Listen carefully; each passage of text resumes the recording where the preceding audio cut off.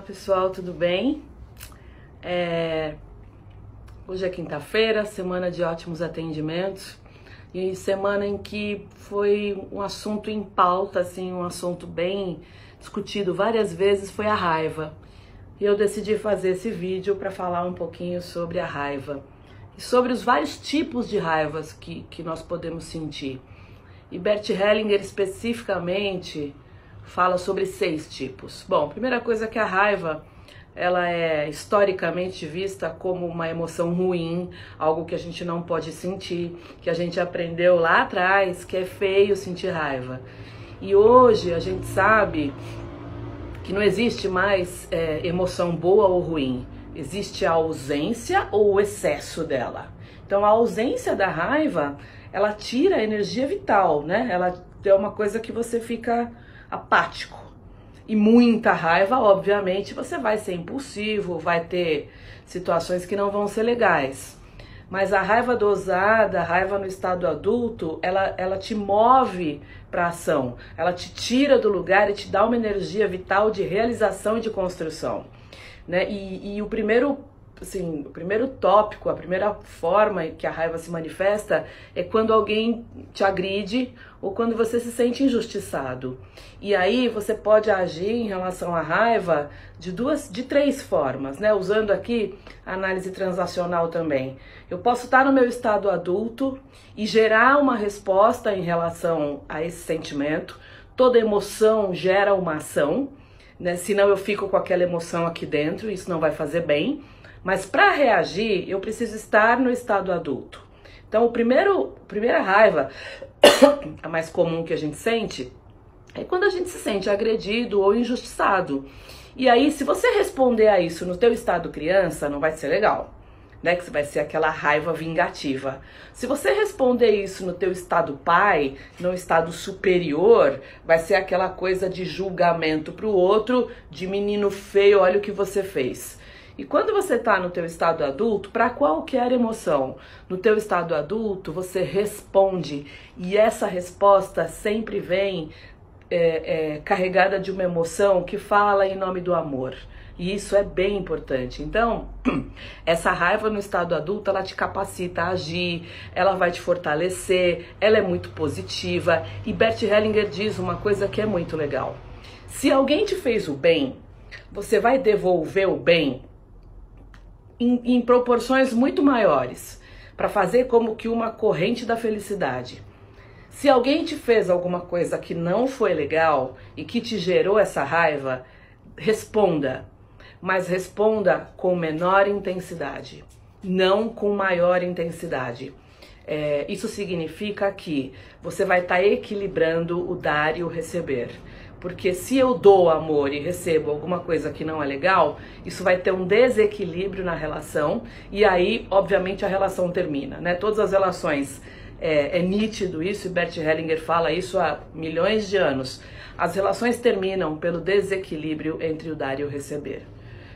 Então, esse primeiro tipo de raiva, quando você se sente injustiçado ou quando você se sente agredido, responda, sempre numa menor intensidade, porque toda emoção gera uma ação, mas responda no seu estado adulto, porque aí você vai estar usando a tua emoção da raiva a serviço do amor, tá? Essa é a primeira forma.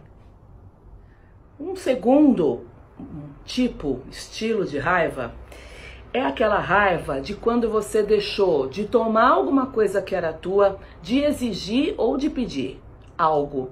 Aqui você entende que tinha direito. É a raiva que vem pela omissão, é a raiva que vem pela tua não ação. E essa raiva fica em você da mesma forma. É como se você sentisse raiva pelas coisas que você deveria ter tido, ter tomado para você, que eram de teu direito. E como isso não veio e você não pediu, você acabou também deixando isso para lá. E essa raiva também vai gerar movimentos em você. Isso pode ser sistêmico? Pode ser sistêmico também. Pode ser um movimento de passividade que você traz já há muito tempo. Alguns tipos do Enneagrama também vão explicar isso, essa passividade e esse não tomar. É como se a raiva fosse um substituto para a ação, né? E aí a consequência de uma omissão. E que a gente sabe que é bem dolorido nesse caso, porque paralisa, incapacita, enfraquece, energeticamente a gente cai. E isso pode durar por muito tempo. A questão, pessoal, é que uma das situações que frequentemente causam a depressão é aquela raiva que não foi expressa. É a raiva que por algum motivo você não podia expressar ou não conseguiu expressar. Então é a raiva que vai te paralisando, paralisando cada vez mais, até virar uma paralisia ligada à tristeza. Essa raiva é a negação do amor. A gente sabe de muitos casos de depressões sérias que começaram com um processo de raiva que não podia ser expressa. Porque é como se a pessoa pensasse duas coisas: eu não consigo expressar essa raiva, é feio sentir raiva, o que as pessoas vão pensar de mim se eu expressar essa raiva, como é que fica a minha imagem, né? E um segundo momento de total passividade, de realmente eu não consigo, não tenho como expressar. E isso pode vir frequentemente a se tornar uma depressão, que é uma paralisação, em que você fica totalmente improdutivo. E aí a gente vai ter vários níveis de depressão, e que é um outro assunto. Mas essa raiva que vem da passividade, que é uma expressão da falta de amor, e que você pode ficar com ela durante muito tempo, pode te trazer inclusive questões patológicas, como a depressão. É importante que você entenda que a raiva, de novo, é uma emoção primária, e como emoção primária, ela precisa ser expressa. Se a gente não sente todas as emoções primárias, raiva, medo, alegria, tristeza e agora amor, é como se a gente não tivesse vivo. Não tô viva ainda, porque todas elas estão dentro de nós, tá? Segunda raiva, a raiva passiva, que não reage, que sente a raiva, não reage por conta do que deveria ter feito, do que deveria ter agido, do que deveria ter tomado. Bom, o terceiro tipo de raiva é uma raiva bem simples. É a raiva que eu sinto, que você pode sentir, porque você fez mal a alguém e você tem dificuldade em reconhecer isso.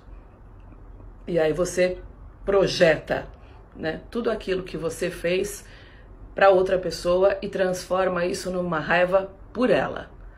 De verdade, essa raiva é de você mesmo. E essa raiva também é um substituto da ação, né? Ao invés de tentar me reconciliar, eu fico sentindo raiva da outra pessoa, projetando nela e fazendo dela um espelho para mim. E isso também, de qualquer forma, sem a ação certa, me paralisa, me enfraquece e eu fico inativa, tá? É a raiva porque eu fiz mal para alguém, mas eu não consigo ainda reconhecer o mal que eu fiz. E aí eu projeto toda a culpa em cima dela. Pessoal, o quarto tipo de raiva tem sido bastante comum, que é a raiva quando alguém me dá muita coisa e eu não consigo retribuir. E esse tipo de raiva realmente eu me volto contra o doador e eu acabo ficando com raiva dele. Até porque se eu receber aquilo, eu sinto que eu vou ter que retribuir. E a gente acaba entrando num looping de raiva contra a pessoa que está querendo tanto me dar, né? E eu não consigo agradecer, eu não consigo tomar essa pessoa. Muitas vezes é uma pessoa que eu excluí da minha vida, que eu não aceito. Muitas vezes a gente também tem um movimento de push and pull, né? Que é quanto mais a pessoa se aproxima de mim, isso é muito comum, mais comum até do que eu estou vendo isso muito acontecendo. Quanto mais a pessoa se aproxima de mim, mais eu me afasto. Né? Eu me afasto e não quero. E aí, subitamente, né, nas relações, quando a pessoa se afasta, aí eu vou lá atrás dela. Esse efeito push and pull é devastador, ele é destruidor para as relações e a gente, né, e também paralisa. E esse tipo de raiva de não conseguir receber o que as pessoas estão me dando também é ruim, e ele acaba se tornando uma raiva que pode virar uma depressão. Esse tipo da raiva, que é uma raiva que eu não consigo receber, é muito comum de filhos para pais, né? Quando os pais fazem muito pelos filhos e os filhos ficam naquele né, numa posição muito infantil de push and pull, né? Quando o pai vem, a mãe vem e agradam muito e tudo mais, o filho acaba não conseguindo receber. E aí quando os pais se afastam, enfim, né? Os filhos reclamam e vêm atrás, tá? É muito comum em relação a filhos com pais. Esse é o quarto tipo de raiva. Pessoal, tem um quinto tipo de raiva, que é quando a gente tem uma raiva, mas que a gente adotou de outra pessoa. Então imagine o seguinte, uma mãe fica com muita raiva do pai, né, do marido. A mulher fica com raiva do marido e reprime essa raiva, não expressa essa raiva. O filho vai adotar essa raiva da mãe como uma lealdade sistêmica, sempre movido por amor, e ele vai ter raiva do pai. Ele vira o sujeito da raiva, né? Mas ele também, ele pode virar, existem outras situações de raiva adotada em que você pode virar o objeto da raiva. Por exemplo, você tem um chefe que ficou com raiva do chefe dele, né? E não pôde, reprimiu. Essa pessoa que ficou com raiva e reprimiu, ela vai soltar essa raiva em outro lugar. Ela vai descarregar isso em alguém mais fraco. E aí também é uma raiva adotada, né? O filho sempre carrega muito esse tipo de raiva. Bom, a raiva adotada não é nossa. E aí você tem que ver se existe algum padrão de comportamento, principalmente de pai e mãe e do seu sistema familiar, de alguém que teve muita raiva e reprimiu. E aí você provavelmente adotou essa raiva. Isso vem de lealdade sistêmica e pode ser que não venha nem de agora, não seja tua. Ela seja de uma outra pessoa, tá? E traz sofrimento, da mesma forma ela é negativa.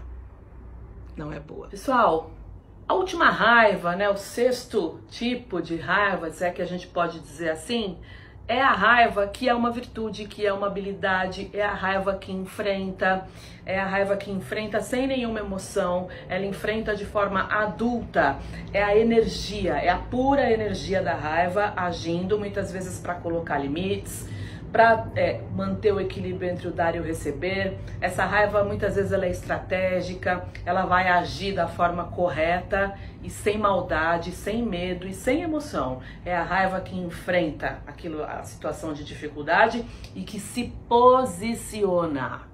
É uma raiva muito positiva e que demanda bastante treino, inclusive. Quando a gente fala do Eneagrama, nós falamos bastante, né, como eu falei, de 3 emoções, que é o medo, a raiva e a tristeza ou rejeição. E falando especificamente da raiva, a raiva ela está presente nos tipos 8, 9 e 1, que são os tipos da tríade corporal ou instintiva, os tipos que são, né, mais reativos. No tipo 8 é uma raiva mais presente, mais apresentada, mais externada. No tipo 9 é a negação da raiva, uma coisa de eu não sinto raiva, porque se sentir, pensa que vai matar alguém.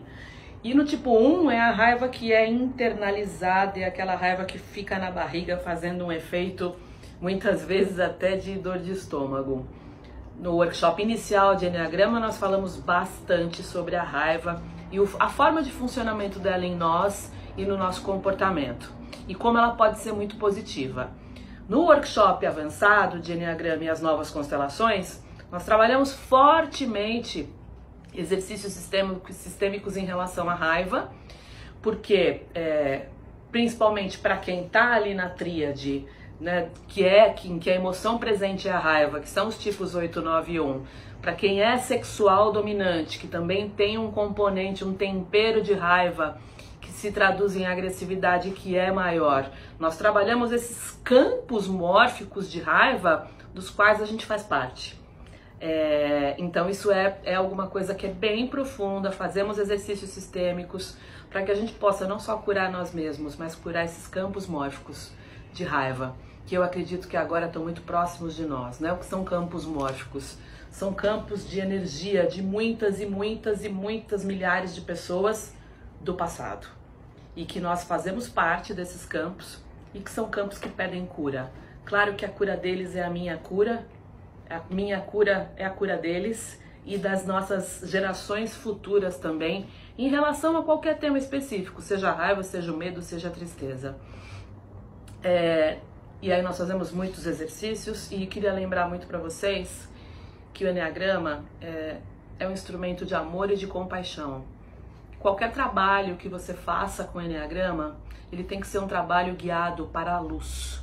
É claro que a gente não vai ficar falando só do que é bonito, da essência do Enneagrama. Nós passamos pelas feridas, nós passamos pelos traumas, nós passamos pelos mecanismos de defesa, mas o que o Enneagrama vai nos levar é em direção ao norte, é em direção à luz, ao amor. Eu gosto muito do que o meu querido Padre Domingos fala, que eu aprendi e uso muito, que o Enneagrama é um instrumento de compaixão. Para mim, essa compaixão, ela funciona primeiro para mim, para sentir compaixão de mim mesma e depois em relação aos outros, né? Tudo começa aqui dentro. O Enneagrama, ele traz 9 sabores do divino, 9 caminhos para o divino. Trabalhos com o Enneagrama e com as constelações são trabalhos em que o campo nos guia, o divino nos guia. E isso faz com que o controle do facilitador, do professor ou do constelador seja muito menor. A gente só, de alguma forma, orquestra algumas situações. E a gente também tem um exercício de desapego do ego muito grande, porque nada está no meu controle. Não sou eu quem dito o que é certo e o que é errado. O Enneagrama é uma mandala sagrada, é um instrumento sagrado. E as novas constelações, hoje, são guiadas pela espiritualidade. O controle do facilitador é mínimo, quase zero. E isso é um grande exercício. Convido vocês para comparecerem nos novos módulos.